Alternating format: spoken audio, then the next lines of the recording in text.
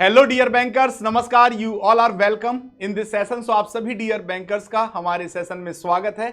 हम आपके साथ जुड़ चुके हैं JAIB PPB की क्लास के साथ और दोस्तों हम डिस्कस करेंगे JAIB PPB मॉड्यूल बी का इंपॉर्टेंट टॉपिक। सो स्टार्ट करते हैं अपनी समरी सीरीज को और आज हम लोग क्लास नंबर 15 को डिस्कस करेंगे। ठीक है दोस्तों, क्लास नंबर 15 को डिस्कस करेंगे मॉड्यूल बी की।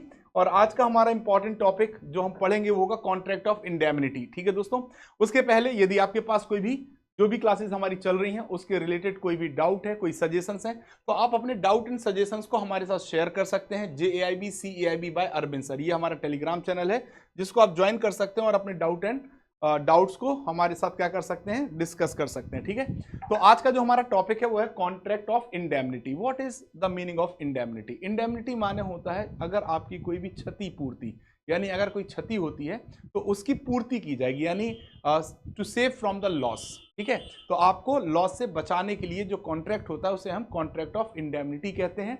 और अगर बात करें तो कॉन्ट्रैक्ट ऑफ इंडेमनिटी में हमेशा दो पार्टी होती हैं। कितनी पार्टी होती हैं दोस्तों? सिर्फ दो पार्टी होती हैं। पहली पार्टी वो पार्टी होती है जो आपसे प्रॉमिस करती है कि जो आपको सेव करेगी, है ना।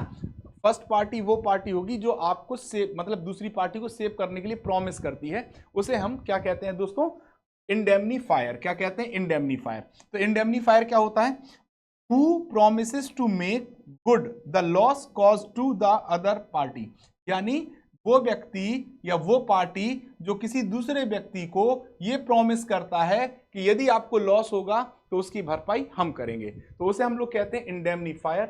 अब जिस व्यक्ति के लॉस की भरपाई की जानी है, जिस व्यक्ति की लॉस की भरपाई की जानी है और उसने यदि कॉन्ट्रैक्ट किया है तो उसे हम कहते हैं इंडेमनीफाइड, या हम कहते हैं इंडेमनिटी होल्डर। क्या कहते हैं? Indemnity holder. क्या कहते हैं? इंडेमनिटी होल्डर कहते हैं। ठीक है दोस्तों, डन है। तो या तो हम कहेंगे इंडेमनीफाइड या इंडेमनिटी होल्डर, तो दो ही पार्टी होंगी। और अगर इनके बीच में कॉन्ट्रैक्ट किया जाएगा तो कितने कॉन्ट्रैक्ट परफॉर्म होंगे? Only one contract, only one contract, है ना। ओनली वन कॉन्ट्रैक्ट इनके बीच में परफॉर्म किया जाएगा। ठीक है दोस्तों, डन है। तो ये तीन क्वेश्चन के आंसर यहां से मिल गए। जो व्यक्ति हमारे कॉन्ट्रैक्ट में प्रॉमिस करता है वो इंडेमनीफायर होता है। जिस व्यक्ति को लॉस से बचाने के लिए क्या किया जाता है, प्रॉमिस किया जाता है, उसे इंडेमनीफाइड कहते हैं। और इनके बीच में सिर्फ एक ही कॉन्ट्रैक्ट परफॉर्म होगा। ठीक है दोस्तों, नाउ अब अपनी क्लास को स्टार्ट करते हैं। तो अगर हम बात करते हैं दोस्तों किसकी, कॉन्ट्रैक्ट ऑफ इंडेमनिटी की, तो जो वर्ड हमारा इंडेमनिटी है जिसे हम क्या कहते हैं, क्षतिपूर्ति। ठीक, तो इसको इंग्लिश में अगर इसकी हम मीनिंग निकालें तो to save from the loss, आपको लॉस से बचाने के लिए जो कॉन्ट्रैक्ट होता है उसे हम कॉन्ट्रैक्ट ऑफ इंडेमनिटी कहते हैं। तो a contract of indemnity is a contingent contract. What is the meaning of contingent contract? जब हम कंटिंजेंट कॉन्ट्रैक्ट की बात करते हैं तो कंटिंजेंट कॉन्ट्रैक्ट वो कॉन्ट्रैक्ट होता है जो परफॉर्म हो भी सकता है इवेंट, जो इवेंट अकर नहीं भी हो सकता, यानी वो संभावना जहां पे उस घटना के घटने की भी संभावना है और घटना के ना घटने की भी संभावना है, यानी आकस्मिक। कैसी है? आकस्मिक, यानी ये जो एक्शन है वो परफॉर्म हो भी सकता है और नहीं भी हो सकता है, आकस्मिक है। ठीक है दोस्तों, सो इसीलिए कॉन्ट्रैक्ट ऑफ इंडेमनिटी को कॉन्टिंजेंट कॉन्ट्रैक्ट कहा जाता है। So that is performance is made dependent upon the happening और non happening of some event, यानी ये जो कॉन्ट्रैक्ट ऑफ इंडेमनिटी है इसका परफॉर्मेंस किस पे डिपेंड करेगा कि ये कॉन्ट्रैक्ट परफॉर्म किया जाएगा या नहीं? ये डिपेंड करेगा किसी घटना के होने या ना होने पर। किस पर डिपेंड करेगा? किसी भी घटना के होने और ना होने पर। ठीक है दोस्तों, तो द लॉ रिगार्डिंग इंडेमनिटी, जब हम बात करते हैं किसकी, जब हम बात करते हैं इंडेमनिटी की, इसकी बात करते हैं इंडेमनिटी की, इंडेमनिटी की जब हम बात करते हैं तो जो इंडेमनिटी से रिलेटेड लॉ है, क्या है? इंडेमनिटी से रिलेटेड जो लॉ है उसको डिफाइन किया गया है सेक्शन 124, सेक्शन 124 एंड सेक्शन 125 में। ठीक, और ये किसका है? इंडियन कॉन्ट्रैक्ट एक्ट में, Indian contract act, Indian contract act. और ये इंडियन कॉन्ट्रैक्ट एक्ट कब आया था? 1872 में। ठीक है दोस्तों, 1872।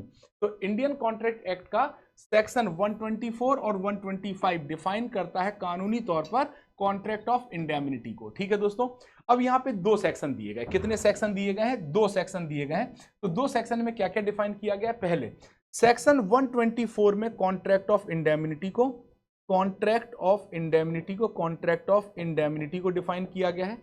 इंडेमिनिटी को डिफाइन किया गया है। और सेक्शन 125 डिफाइन करता है राइट ऑफ द राइट्स यानी अधिकार, rights of the indemnity holder, indemnity holder. ठीक है सर, तो ये आपका ये क्लियर हो गया। तो अगर हम बात करते हैं it is much wider than the stated in the act. अब अगर हम कॉन्ट्रैक्ट ऑफ इंडेमनिटी की बात करें तो जो कॉन्ट्रैक्ट ऑफ इंडेमनिटी हमें इंडियन कॉन्ट्रैक्ट एक्ट में डिफाइन किया गया है उससे बहुत ज्यादा इसका स्कोप वाइडर है। क्यों? क्योंकि जब हम बात करते हैं since the court applying the principle of equity, जब कोर्ट आपके कॉन्ट्रैक्ट ऑफ इंडेमनिटी के तहत कोई मुकदमा सुनता है और वहां पे प्रिंसिपल ऑफ इक्विटी यानी what is the meaning of principle of equity, fairness, transparency, है ना। तो इन सब चीजों को जब ध्यान में रख के, इन सभी सिद्धांतों को ध्यान में रख के जब वो निर्णय सुनाता है तो जितना कॉन्ट्रैक्ट ऑफ इंडेमनिटी हमारे एक्ट में लिखा है उससे कहीं ज्यादा वाइडर, उससे कहीं ज्यादा वाइडर इस एक्ट को आप देखोगे तो ये काम करेगा। तो has developed it through the judgement delivered over time. ठीक, तो इसका स्कोप और ज्यादा वाइडर है जितना आपके एक्ट में लिखा है। अब अगर हम बात करें कॉन्ट्रैक्ट ऑफ इंडेमनिटी की डेफिनेशन की, ठीक है, तो section 124 of Indian contract act 1872 define करता है कॉन्ट्रैक्ट ऑफ इंडेमनिटी को। और क्या कहता है? सिंपल कॉन्ट्रैक्ट की डेफिनेशन है, क्या लिखा? A contract by which one party promise to save the other from the loss caused by him और बाय द थर्ड पर्सन। ठीक है, बाय द थर्ड पर्सन, है ना, थर्ड पर्सन। ठीक है, third person is called contract of indemnity. कह दीजिए समझ में नहीं आया, सिंपल है। अगर ए, एक पार्टी ए है और एक पार्टी बी है, ए ने बी से क्या किया? कॉन्ट्रैक्ट किया। ठीक, इनके बीच में क्या हुआ? कॉन्ट्रैक्ट ऑफ इंडेमनिटी हुआ, कॉन्ट्रैक्ट ऑफ इंडेमनिटी हुआ।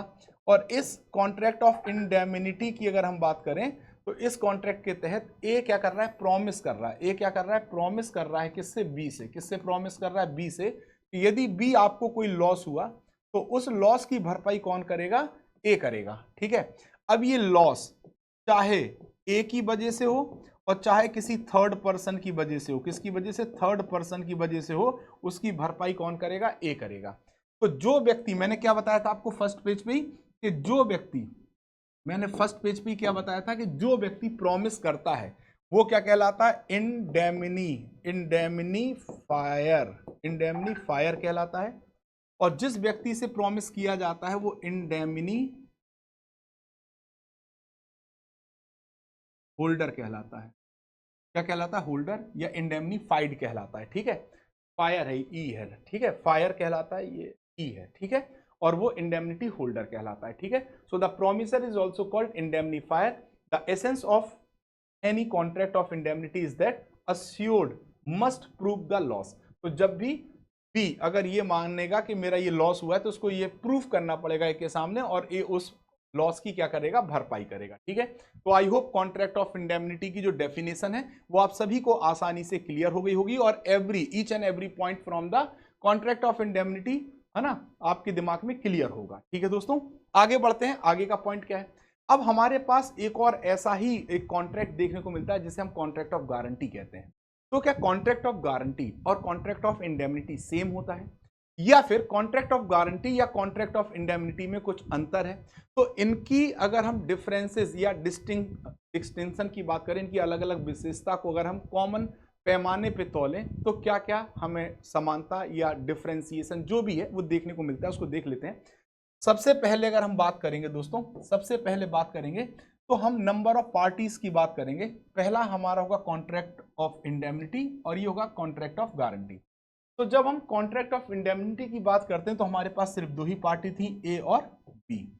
ए ने क्या किया था? बी से प्रॉमिस किया था। इसने क्या प्रोवाइड किया था? प्रॉमिस प्रोवाइड किया था। किससे बचने के लिए? बी के लॉस की भरपाई करने के लिए।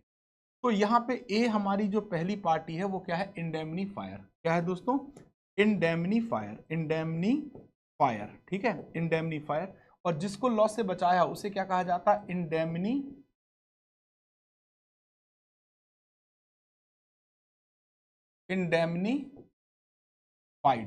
या इसी को हम कहते हैं इंडेमनी होल्डर। क्या कहते हैं? होल्डर। ठीक है दोस्तों, तो यहां पे सिर्फ कितनी पार्टी है? दो party. How many? Only 2 parties are there. कितनी पार्टी होती है? 2 पार्टीज ही होती हैं, 2 पार्टीज आर देयर, ठीक है।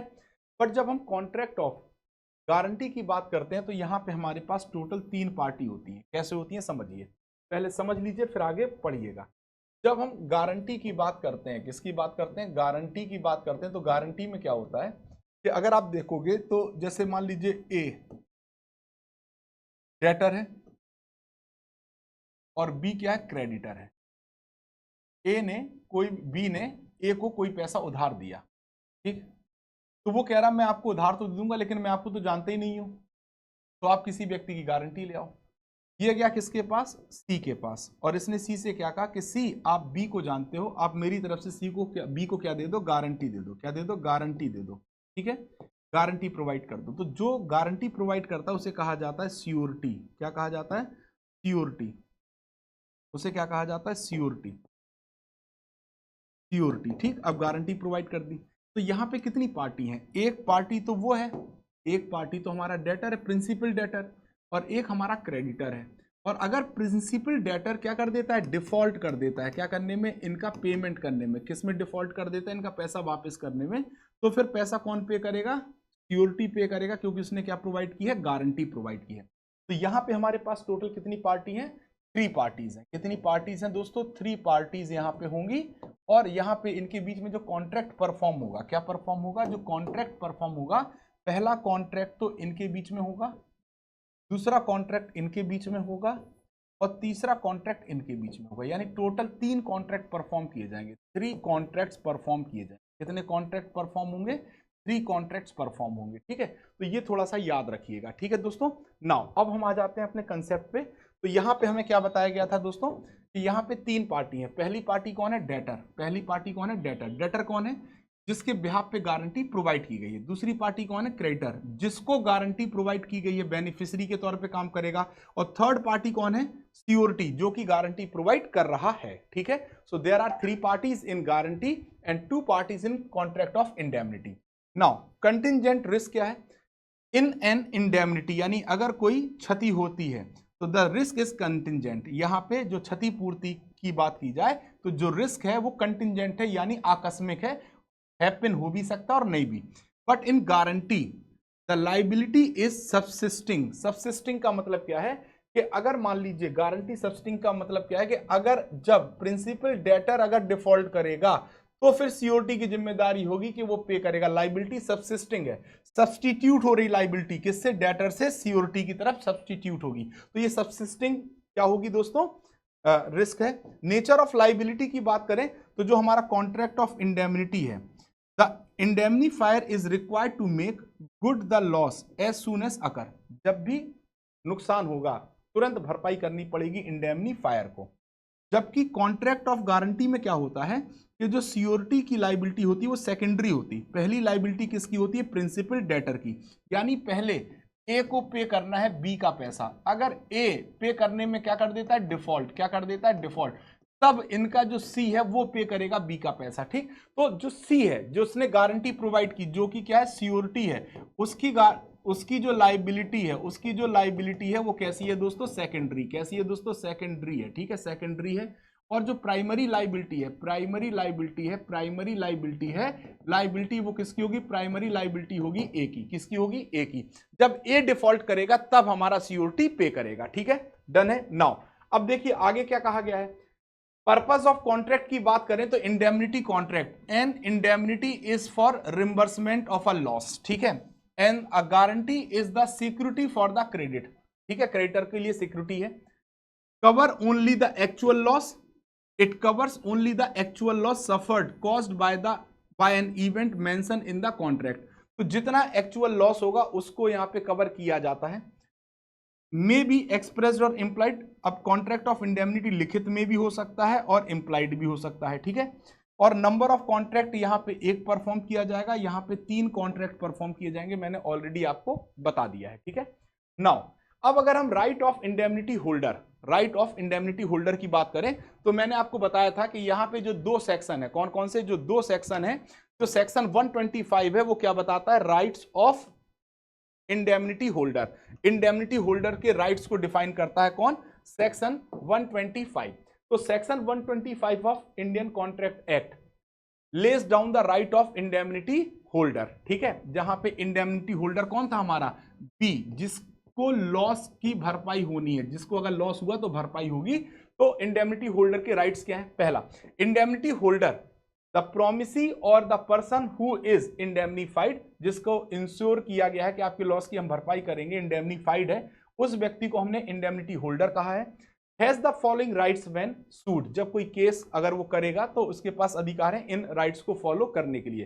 When a legal action is taken against the person who is indemnified, अगर जिसको इंश्योर्ड किया गया है, अगर उसके खिलाफ कोई भी लीगल एक्शन होता है तो उसकी भरपाई के लिए जो राइट्स हैं वो कैसे होंगे, क्या होंगे, उसको समझते हैं। सबसे पहला राइट है all damages which he may be compelled to pay in any suit, जितना भी नुकसान उसको किसी भी केस में पे करना पड़ा, ठीक है, in respect of any matter, किसी भी मैटर से related, to which the promise to indemnify applies, तो यहां पे जो प्रॉमिस ऑफ इंडेमनीफाइड है वो अप्लाई हो जाएगा, ठीक है। The cost which he may be compelled to pay in any suit, उसने किसी भी केस पे जो भी उसका टोटल खर्चा आएगा उसकी कॉस्ट को भी पे किया जाएगा। All sums paid in compromise not contrary to indemnity, अगर उसे कंप्रोमाइज में कुछ भुगतान करना पड़ा लॉस की वजह से तो उसका भी पेमेंट होगा। The right to sue for specific performance, indemnity holder के पास अधिकार है कि अगर कोई स्पेसिफिक परफॉर्मेंस के तहत उसे केस करना पड़ा, है ना, तो केस करने का अधिकार है। तो the indemnity holder is entitled to sue for specific performance if he has incurred absolute liability and contract cover such liabilities, अगर आपका कॉन्ट्रैक्ट इन लाइबिलिटीज को कवर करता है तो एब्सोल्यूट लाइबिलिटी को परफॉर्म करने के लिए वो केस कर सकता है किसके पास, इंडेमनिटी फायर के पास, ठीक है, इंडेमनीफायर के पास, ठीक। अब किस केस में इसके राइट्स इसके लिए एप्लीकेबल होंगे, पहली बात है कि जो स्कोप है इसकी अथॉरिटी का वो उसी अथॉरिटी के स्कोप में काम करे। दूसरा, जो भी कॉन्ट्रैक्ट पे रूल एंड रेगुलेशन कंडीशन है उसको कॉन्ट्रावेंट ना करे, कॉन्ट्रावेंस अगर करेगा तब फिर वो एप्लीकेबल नहीं होगा, ठीक है दोस्तों। तो इस यूनिट में हमारे पास दो ही इंपॉर्टेंट पॉइंट थे, सेक्शन 124, सेक्शन 125। सेक्शन 124 क्या बता रहा था, सेक्शन 124 कॉन्ट्रैक्ट ऑफ इंडेमनिटी बता रहा था, सेक्शन 125 क्या बता रहा था, right of the indemnity holder. तो हमने दोनों ही इंपॉर्टेंट पॉइंट्स को कवर किया है, आई होप आप सभी को भी समझ में आया होगा। तो आज की क्लास में बस इतना ही, और अगर आप हमारे साथ JAIB एग्जाम को टारगेट करना चाहते हैं, ठीक है, और आप JAIB नवंबर 2025 को अच्छी तरह से क्वालिफाई करना चाहते हैं, मेहनत करके पढ़ना चाहते हैं, और ऐसा कोर्स आप ढूंढ रहे हैं जहां पे आपका सभी सिलेबस कंप्लीट कवर हो जाए, तो सबसे अच्छा होता है JAIB महापैक। जब हम JAIB महापैक की बात करते हैं तो JAIB महापैक हमारा वन स्टॉप सोल्यूशन होता है फॉर JAIB एग्जाम प्रिपरेशन। यहाँ पे ऑल 4 कंपलसरी पेपर्स आपके कवर हो जाते हैं, आपको मल्टीपल बैचेस मिलते हैं, यानी आपके एग्जाम के लिए जिन बैचेस की रिक्वायरमेंट है, चाहे वो फाउंडेशन बैच हो, चाहे वो MCQ बैच हो, कैप्सूल बैच हो, वो सभी बैचेस यहाँ पे आपको देखने को मिलेंगे। साथ ही साथ अगर आप देखेंगे तो 2000 plus live classes, 500 plus mock and quizzes, 200 plus class notes and 24/7 doubt support उपलब्ध है। 1 ईयर महापैक 3999, 2 ईयर महापैक 5999 में आप सब्सक्राइब कर सकते हैं। 6 मंथ महापैक आप 2799 में सब्सक्राइब कर सकते हैं। यदि आप अपने फाउंडेशन की प्रिपरेशन करना चाहते हैं और फाउंडेशन यानी कंसेप्ट को स्ट्रॉन्ग करना चाहते हैं, क्योंकि पिछले एग्जाम में अगर आपने एग्जाम का परिदृश्य देखा हो तो आपने देखा होगा कि एग्जाम थोड़ा सा आपको टिपिकल लगा हुआ है, बिकॉज कंसेप्ट के ऊपर बेस्ड आपसे क्वेश्चन पूछे गए थे, डायरेक्ट क्वेश्चन नहीं पूछे गए थे, सोच समझ के आंसर देना था, न्यूमेरिकल पूछा गया था। तो अगर आप अपने कंसेप्ट को स्ट्रॉन्ग करना चाहते हैं और जुड़ना चाहते हैं, पढ़ना चाहते हैं, तो आप जुड़ सकते हैं JAIB फाउंडेशन बैच 2.0 के साथ, जो कि नवंबर 2025 एग्जाम को टारगेट कर रहा है, और लीस्ट प्राइस में आप हमारे साथ जुड़ के अपने चारों कंपलसरी पेपर को कवर कर सकते हैं, ठीक है दोस्तों। अगर हम बात करें आपका कोई इंडिविजुअल एग्जाम रह जाता है तो इंडिविजुअल के लिए भी फाउंडेशन बैच अवेलेबल है, जो कि मात्र 799 रुपए में आप सब्सक्राइब कर सकते हैं। आपके लिए कंप्लीट सिलेबस पढ़ना चाहते हैं बुक्स के थ्रू, तो आप हमारी किताब JAIB set of 4 books bankers edge books को सब्सक्राइब कर सकते हैं। यहां पे आपके चारों पेपर की किताबें आपको मिल जाएंगी लीस्ट प्राइस में 1224। फायदा क्या है, एग्जिस्टिव थ्योरी यानी संपूर्ण थ्योरी कंसाइज फॉर्म में आपको मिलेगी, आपको बहुत ज्यादा अतिरिक्त पेज नहीं पढ़ने होंगे, आपके कंसेप्ट, उनके एग्जाम्पल, उनसे रिलेटेड क्या क्या क्वेश्चंस बन सकते हैं वो सब आपको यहां मिलता है। Hint and solutions, question with case studies हर एक यूनिट के बाद, mind map for quick revision. तो ये सभी 4 पॉइंट्स को ध्यान में रख के इन किताबों को डिजाइन किया गया है। आप इनको बाय कर सकते हैं हमारे अमेजॉन और फ्लिपकार्ट से। साथ ही साथ आपके लिए एक ऑफर और है, रेफर एंड अर्न, यानी आप यदि हमारे कोर्सेज को अपने सीनियर या अपने कलीग्स के साथ या अपने जूनियर के साथ रेफर करते हैं कि आप यहाँ से पढ़ सकते हैं और ये आपके लिए बेनिफिशियल है, तो जितने का भी वो कोर्स बाय करेंगे उसका 10% आपने अगर रेफर किया है तो आपके पीडब्ल्यू वॉलेट में आ जाएगा। उसको आप यूपीआई के थ्रू विड्रॉ भी कर सकते हैं और आप उसको क्या कर सकते हैं दोस्तों, साथ ही साथ पीडब्ल्यू कोर्स में भी यूटिलाइज कर सकते हैं। तो ये आपके लिए एक विशेष ऑफर है जो कि रेफर एंड अर्न, ठीक है। और हाँ, इसके बाद भी आपको अगर पीपीबी में कोई डाउट है, हो सकता है जब आप घर पे पढ़ते हैं, है ना, ध्यान से फिर से देखते हैं तो आपको डाउट हो सकता है, तो आपको ये टेलीग्राम ज्वाइन कर लेना और अपने डाउट्स को आप हमारे साथ शेयर कर सकते हैं। हम आपके डाउट्स के क्या दे देंगे, आंसर, ठीक है। तो दोस्तों, या क्यूआर कोड के थ्रू भी आप हमारे साथ जुड़ सकते हैं। तो आज की क्लास में बस इतना ही। थैंक यू वेरी मच दोस्तों, मिलते हैं नेक्स्ट क्लास में, तब तक के लिए धन्यवाद। Thank you all.